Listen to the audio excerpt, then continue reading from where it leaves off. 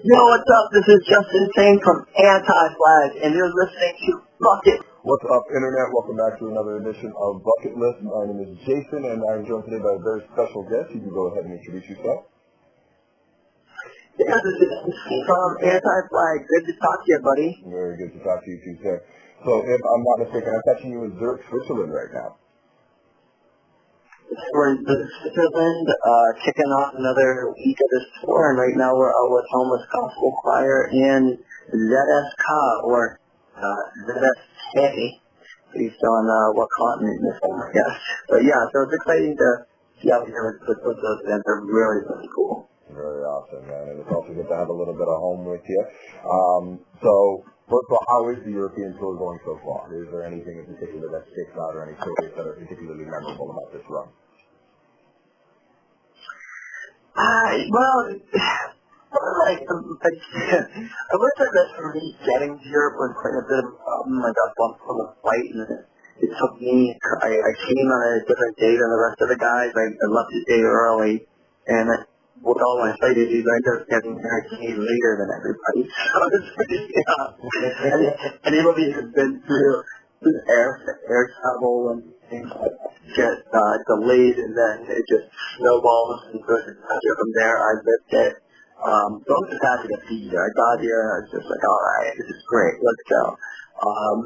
And it's been a trip. I mean, we was in Portugal, we were all over Spain. We played in Milan, Italy last night. The shows have just been totally killer. So, really, it's just been a great time overall. And, tonight we're kicking off more of like the German-speaking countries in Europe, and it's a great area of the world to spend time in.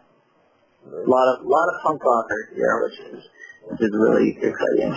Absolutely, man. It's good to hear. Now, of course, you're going to be in Europe for at least another month, or at least just short of another month, if I remember correctly, and then just a little bit over a month after that, you're kicking off a North American tour. What can the fans and what can some of the spectators expect to see from this tour? Is there anything exciting that you want to relay in advance, or anything you want to plug about the tour? Well, I would just say this, Anti-Flag shows are a place where we just try to make it an equal opportunity space for everybody to have a good time. I think the thing that drew me into punk was that it was exciting. The shows were really fun. And it felt a little dangerous, and back then, it was aggressive. But the best punk shows were the ones where, even though all that was happening, people had each other's backs. People were watching out for each other. And, that's the kind of environment that we try to create. We want people to feel like when they come to our shows, they're the place where they belong, where other people are looking out for them, and where they're being respected. And also, I think it's so important in this day and age for people to feel like they're not alone. I think definitely in punk rock, we're people that really run counter to status quo, and I feel like the great environment or show that actually supports that. And so the people that, if you're not normal, that's cool. But we're here. I don't want to see what the name is. I think that we could do better than that. And kind of supporting people's individuality. It's interesting too, just where we have a president who's openly racist, sexist, and homophobic, and transphobic, and xenophobic. It's I think right now, just being nice is a radical idea. Being kind and being thoughtful of others, that's a radical idea. And I think that's something that the punk scene has always kind of done. It's idea of caring about more than just yourself. And I just think the idea is we can encourage people when they leave the show to just maybe be a little kinder tomorrow to people than they planned on being. I feel like that's a success, and that's something that we can all do. And I think that actually goes a long way in the world. And you never know how the way you treat others in a very small act of kindness, how much that's going to mean to someone else.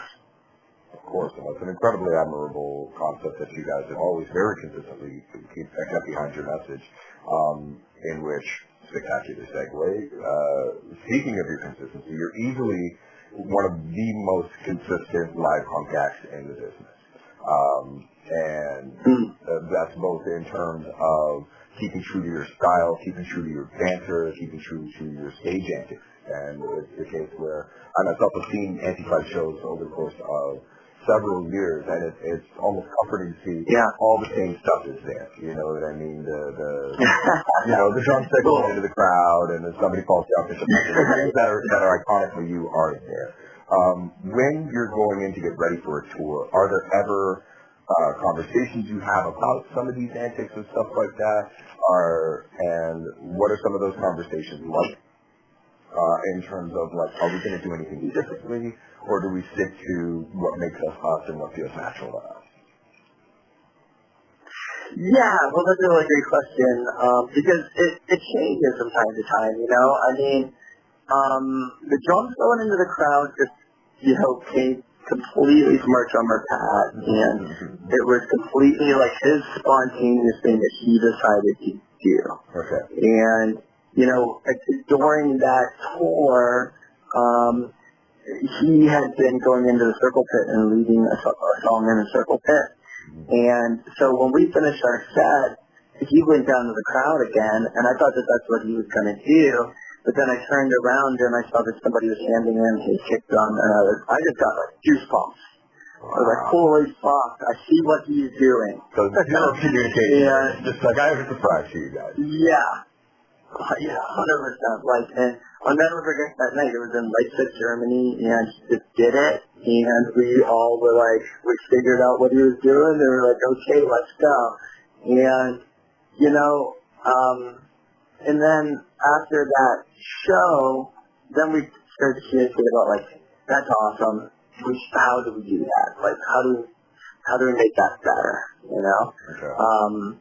So we kind of have a system where we do it down. A bass player goes down with them, and I keep things together on stage, because sometimes it doesn't work when you go down, and we need somebody to be on stage. Which we found out, because in the beginning we used to try to all go down, and we realized, like, okay, that's not good.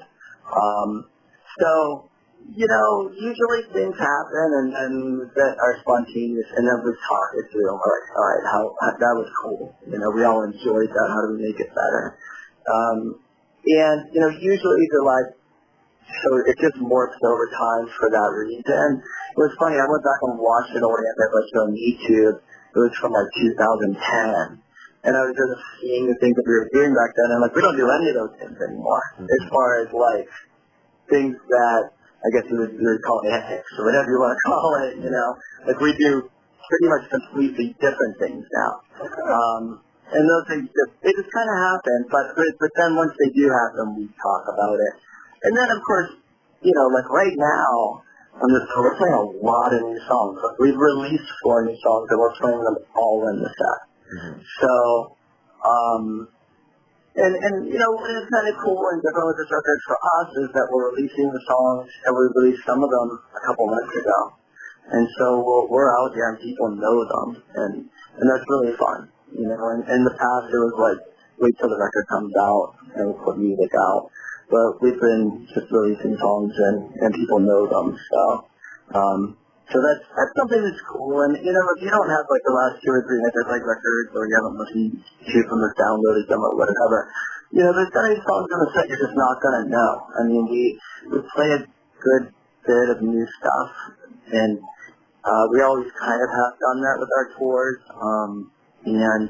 but the last 3 records have been really special to us, and we just really enjoyed playing songs from those records. So the set has changed over time, but definitely the old staples are there too. Because we know that people are coming, they want to hear those songs. And when I go to see like some of my favorite bands, if they don't play the hits for me, it's always like, it's a bum out, At least I find it that way. I mean, that's usually the thing that I complain most about with other sets, and it's the thing that I know I've never had to worry about with anti-live shows, is especially like, if I go, I know I'm going to hear the songs that I've always loved, and I'm going to hear a couple of the new bangers and all of that.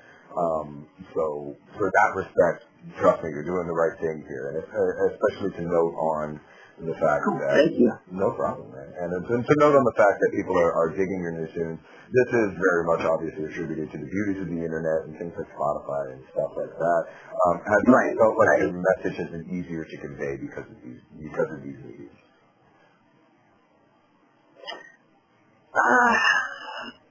In some ways, yeah. You know, I mean, I think that it gives more people a chance to connect with what we have to say than it would in the past. So, and of course, I see that's positive. And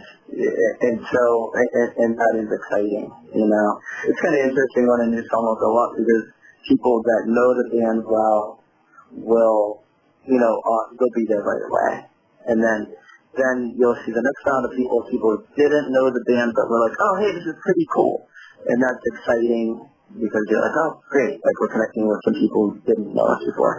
And then the trolls come in. I've noticed that. I've noticed that with this round of songs as they've gone up. And that usually takes the trolls about 3 or 4 days to get there. Well, they got a lot on their material.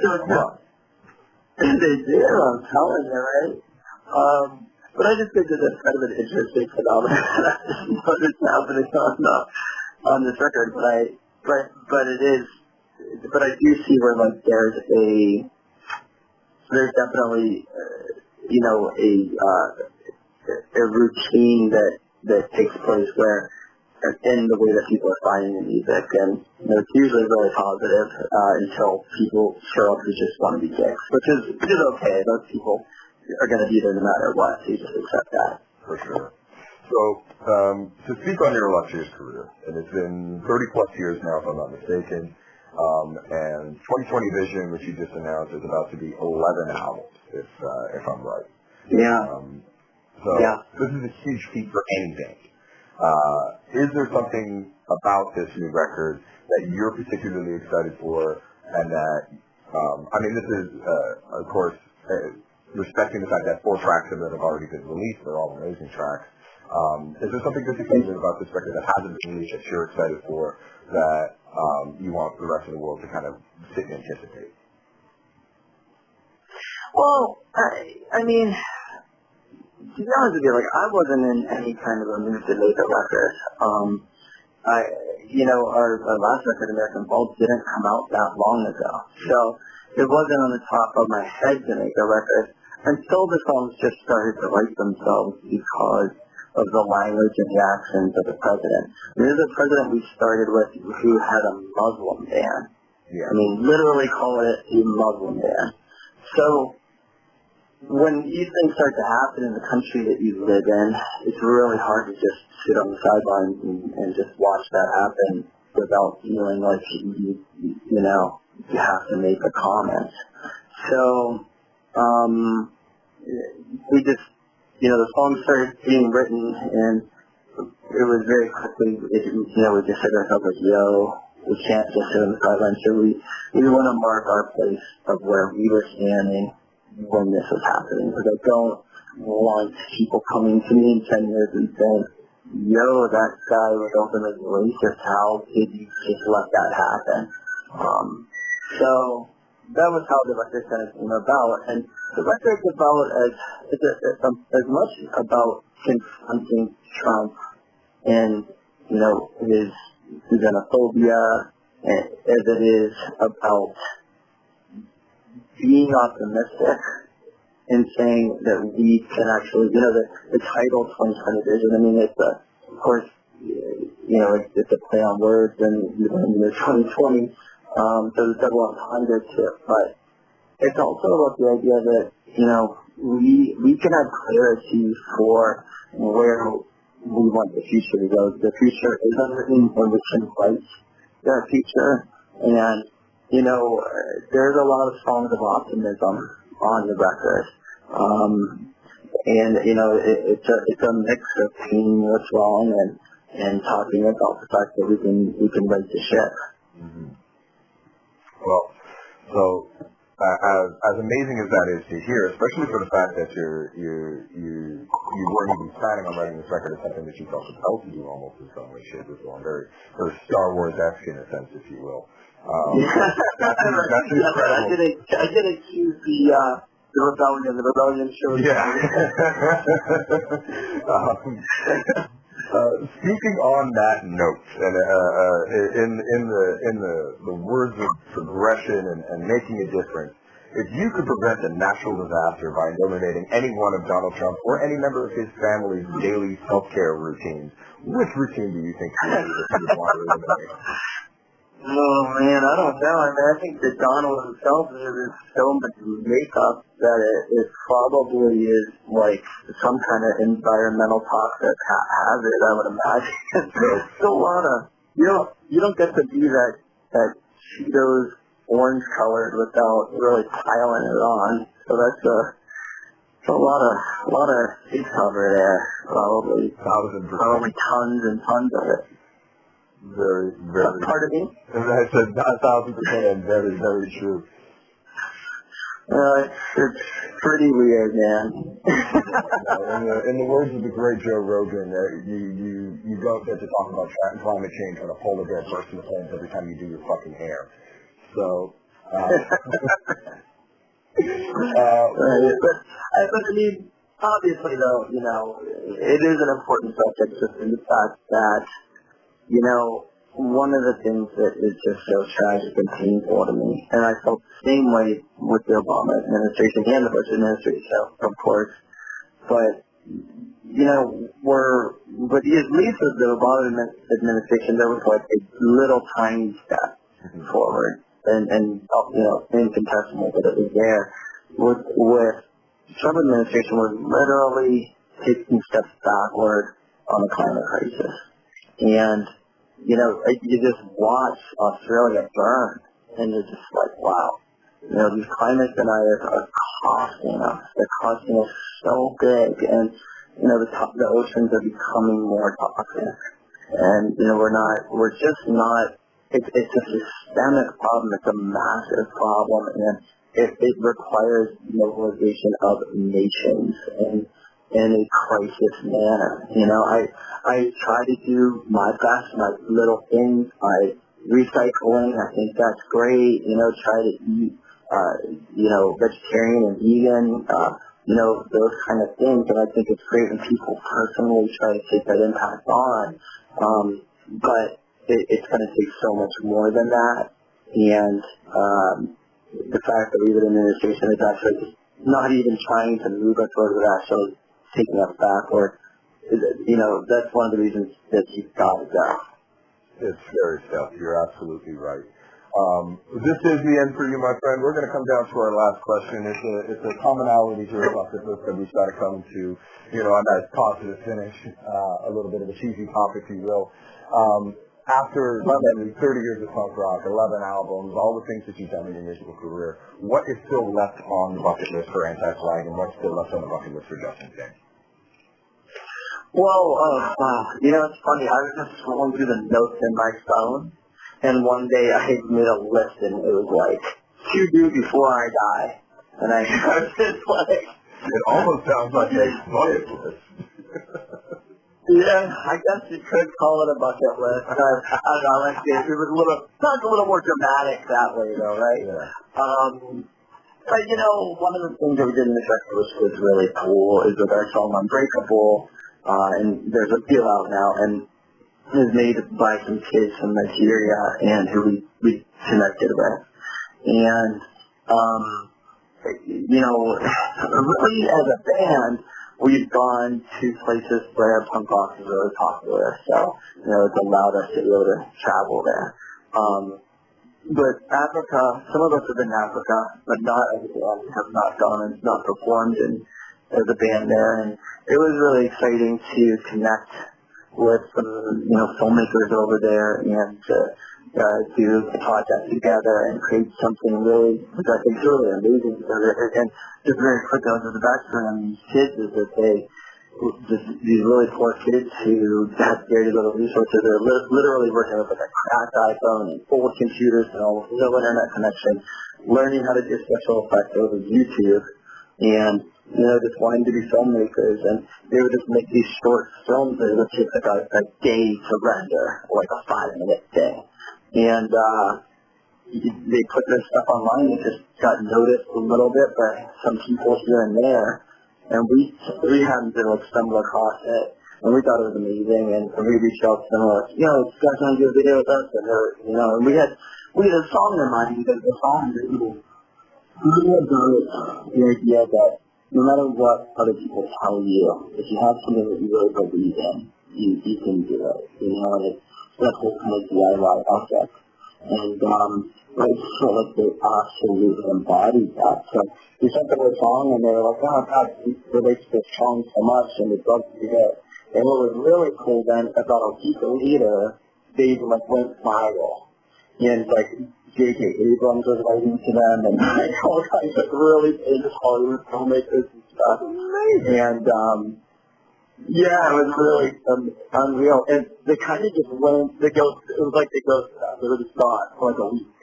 And, but then, and we were like, oh, maybe it just had bigger things to buy, but then they were back, they wrote to us, and they were like, sorry, we got overwhelmed, but, we want to do this, and, yeah, so it's been cool, having communication with them and working on it together. And so I guess, to add to the answer to my bucket list, it's cool that we've been able to connect with these kids in Africa, but it would be really, really cool to go perform there. So that's something that we're hoping to pull off. Yeah, I don't know if it will be in the near future, but it's something that we're going to try to do. I'm going to remember that when the African tour comes out. That's going to stick with me. Yeah, there you go. Absolutely. Oh, yeah. Top 10 answers to that question that I've gotten so far. So tip of the hat to you, sir. Oh, wow. That's wicked. It's been an amazing time speaking to you today. I really appreciate you taking the time. Absolutely. Always good to be here. So, hey, thanks to Ryan for taking the time to talk to me. Hey, for sure, man. And I look forward to seeing you on March 20th here in Montreal. It'll be awesome. Oh, yeah, let's do it, Montreal. All right, man. Take care of yourself. Thanks again, and have a great day. Oh, thanks. Take care. Bye-bye.